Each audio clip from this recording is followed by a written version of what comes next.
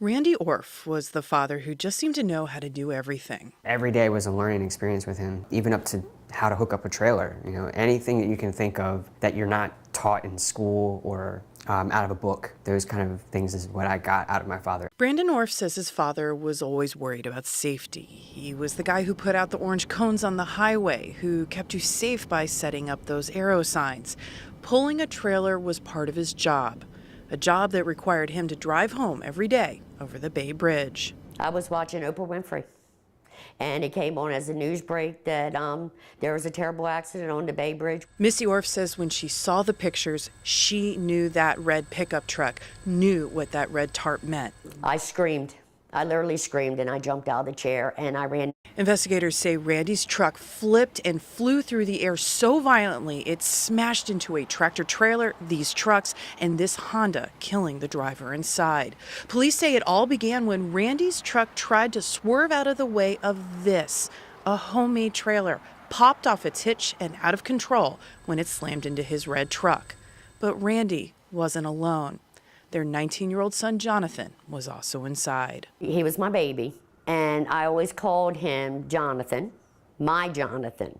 Missy says her son always wanted to be just like his dad, hunting, fishing, volunteering as a firefighter, and had just started working at his dad's company 3 months earlier.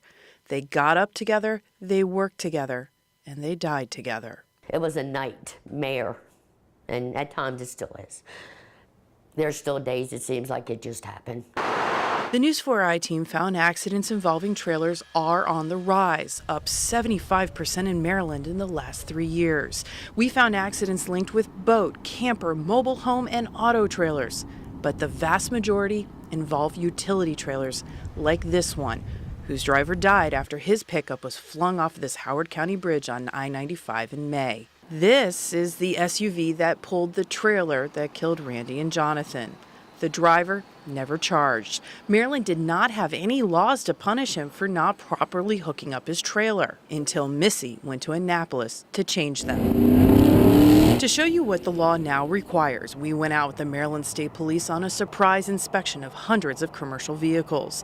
They pulled this trailer out of service because the lawnmowers weren't strapped down, and this trailer full of furniture because the driver didn't have the right license to pull something so large. Push your brake. Release. First Sergeant Jonathan Griffin says every trailer must have working taillights and the right size ball to connect the trailer to your vehicle. Most commonly, they'll have a trailer that needs a 2-inch ball, for example, and the vehicle has an 1.7" ball. Well, it goes on easy. However, when you hit a bump, the locking device is too big and it'll just pop off. You must have safety chains to keep the trailer connected, even if it pops off its hitch, and a pin to lock the hitch in place. That was what was missing on the trailer that killed Randy and Jonathan. Was the safety pin, something that cost $1.79. That's it. That's it. Ooh.